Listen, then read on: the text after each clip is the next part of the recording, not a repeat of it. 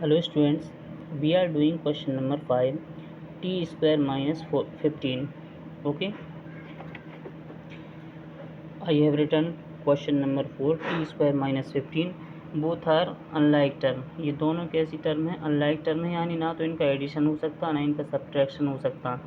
तो अब करेंगे क्या? क्वेश्चन जब दिया है तो सॉल्व तो आपको करना ही पड़ेगा।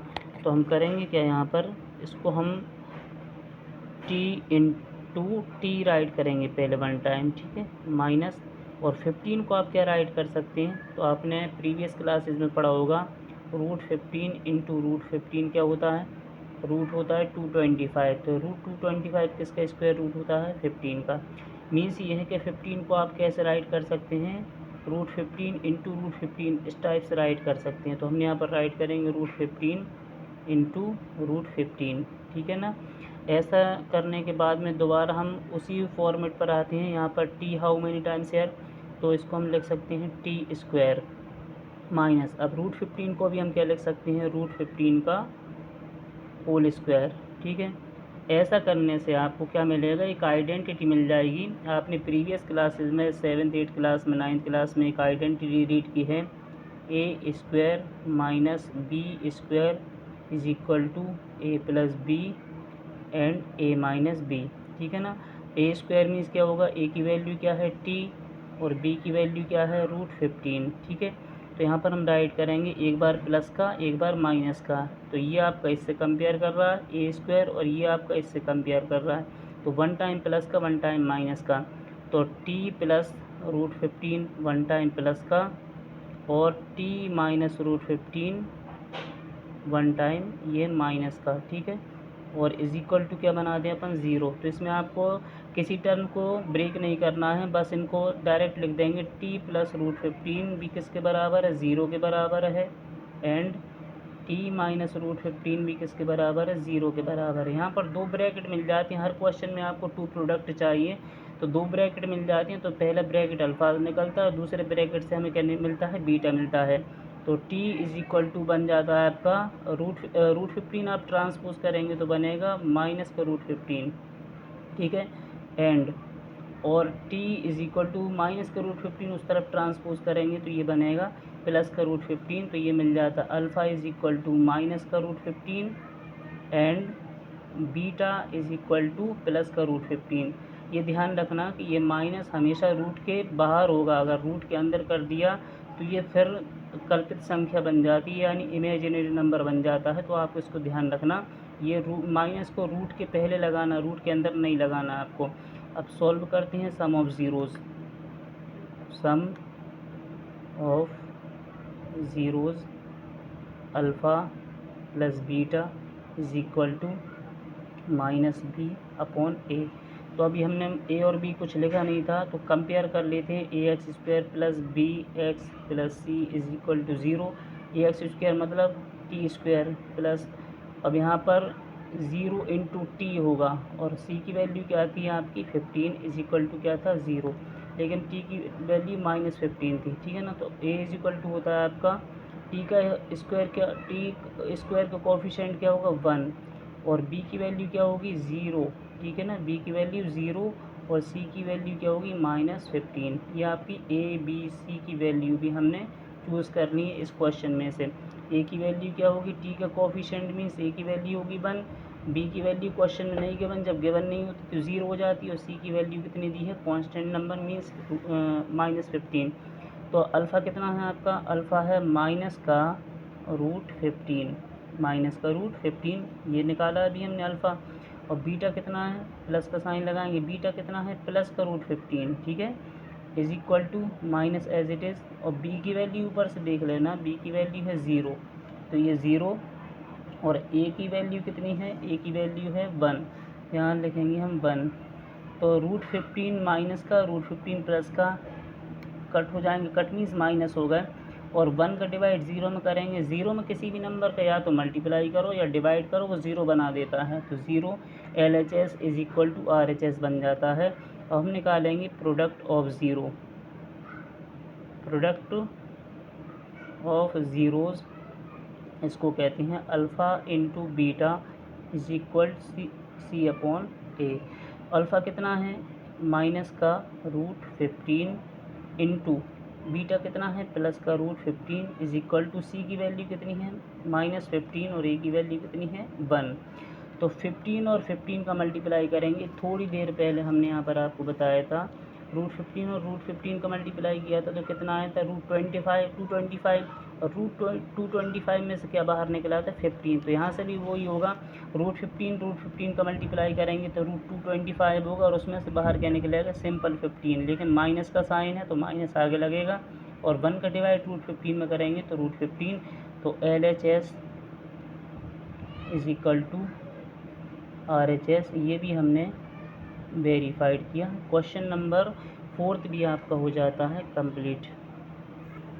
सॉरी, क्वेश्चन नंबर 4 नहीं, क्वेश्चन नंबर 5 था। क्वेश्चन नंबर 5 भी हमने कंप्लीट कर लिया। अब लास्ट क्वेश्चन करते हैं 3x² - x - 4 on comparing ax² plus bx plus c is equal to 0। ठीक है, कंपेयर किया हमने तो ax² means 3x², bx means -x, c means -4। Value put कर लेते हैं। a is equal to 3, b is equal to -1 और c is equal to -4। अब यहाँ पर आपको सम कितना चाहिए -1 और प्रोडक्ट कितना चाहिए 4 का और 3 का मल्टीप्लाई करेंगे इन योर माइंड। 4 3 जार 12 माइनस का। अब 12 के फैक्टर निकालते हैं। फैक्टर्स, प्राइम फैक्टर्स ऑफ 12, 2 6 जार 12, 2 3 जार 6, दैन 3 1 जार 3। इन तीनों नंबर में से कैलकुलेट करके हमें सम -1 आना चाहिए और प्रोडक्ट कितना आना चाहिए -12 आना चाहिए। तो 2 2 जार कितना होता है 4x और बचा क्या 3x। अब हमें माइनस का 1 चाहिए तो माइनस ऊपर लगा देते हैं, नीचे प्लस लगा देते हैं, जिससे क्या बचेगा -x मीन्स 4x में से 3x जाएंगे तो माइनस का x बचेगा। तो -x मीन्स क्या होता है x का कोफिशिएंट होता है। तो और दोनों का मल्टीप्लाई करेंगे 4 3 जार कितना आ रहा -12 आ रहा है। ठीक है ना, 4x में से 3x जाएंगे तो x बचा, तो ये x मीन्स क्या होगा -1। और यहाँ पर हम अब इसको ब्रेक करेंगे। ब्रेक कैसे करेंगे 3x² एज इट इज़, पहला नंबर ये वाला नंबर एज इट इज़, -x के प्लेस पर हम लिखेंगे -4x प्लस का 3x। इसको ब्रेक कर देते हैं बीच वाली टर्म को और -4 as it is equal to 0। पहली टर्म और लास्ट टर्म आपको एज इट इज़ राइट करना है, यानी ये वाली टर्म और ये वाली टर्म में कोई भी चेंजेस नहीं किया हमने। ठीक है ना, सिर्फ इसको ब्रेक किया है, बीच वाली टर्म को ब्रेक किया है। सॉल्व करते हैं। 3x² के अगर आप प्रोडक्ट निकालें तो 3 × x और -4x के प्रोडक्ट निकालेंगे तो -4 × x। दोनों में क्या कॉमन है सिर्फ x कॉमन है, तो x को बाहर निकाल लेंगे। अंदर क्या बचा ऊपर पहली टर्म से बचा 3x माइनस का साइन और सेकंड टर्म में से बचा -4। अब पिछले क्वेश्चन की तरह यानी क्वेश्चन नंबर जब आपने 3rd किया था तो 3x - 4 यहाँ पर दिया हुआ है 3 × x × 1। ठीक है, और -4 × 1, तो दोनों में कॉमन क्या निकाल लेंगे यहाँ पर प्लस का 1 कॉमन निकलेगा। तो 3x - 4 यानी यहाँ से 3x और यहाँ से -4 बचेगा इज इक्वल टू 0। चलिए दोनों फिर कॉमन ले लेते हैं, इसमें से और इसमें से कॉमन लिए तो 3x - 4 और x + 1 इज इक्वल टू बना देंगे 0 के। ये भी 0 के बराबर है और ये भी 0 के बराबर है, तो बीच में एंड लगाएंगे। 3x - 4 इज इक्वल टू 0 है and x + 1 is equal to 0। So 3x 4 को उस तरफ भेजेंगे, ट्रांसपोज करेंगे तो become positive and x is equal to 1 को ट्रांसपोज करेंगे तो -1 बनेगा।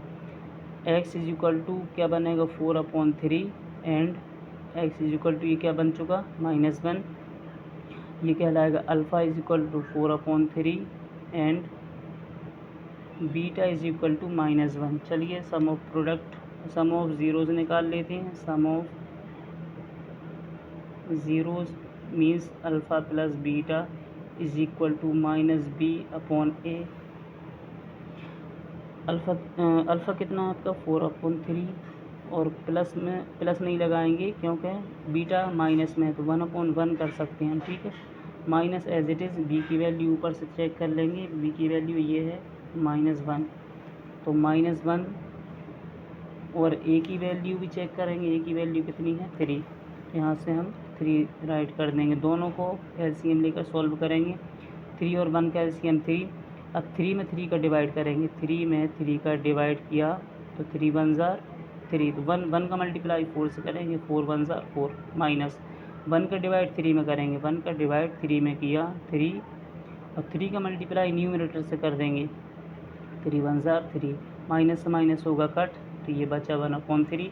4 में से 3 को सब्ट्रैक्ट किया तो 1/3 as it is equal to 1/3 LHS is equal to RHS। अब हम आते हैं प्रोडक्ट ऑफ ज़ीरो पर। Product of zeros means alpha into beta is equal to C/A। चलिए सॉल्यूशन करते हैं इसका। अल्फ़ा कितना है 4/3 इंटू बीटा कितना है -1, अपॉन में 1 भी ले सकते हैं। सी की वैल्यू कितनी है, सी की वैल्यू अगर आप देखेंगे ये है -4, ठीक है, -4, और ए की वैल्यू को अभी लिखा था हमने, ए की वैल्यू है 3, तो 4 1 जार 4 -4 और 3 1 जार 3 is equal to -4/3 LHS is equal to RHS। ये होता है वेरीफाइड। क्वेश्चन नंबर फर्स्ट को हमने कंप्लीट किया है, सारे क्वेश्चन हो चुके हैं, ठीक है। अगर किसी भी क्वेश्चन में आपको डाउट आता है तो कमेंट करके बता सकते हैं कि सर हमें ये क्वेश्चन में डाउट है, तो दोबारा एक्सप्लेन किया जाएगा और बार बार वीडियो देखने के बाद में ही आपको क्वेश्चन अच्छे से समझ में आएंगे। चलिए नेक्स्ट वीडियो में हम क्वेश्चन नंबर 2 करेंगे।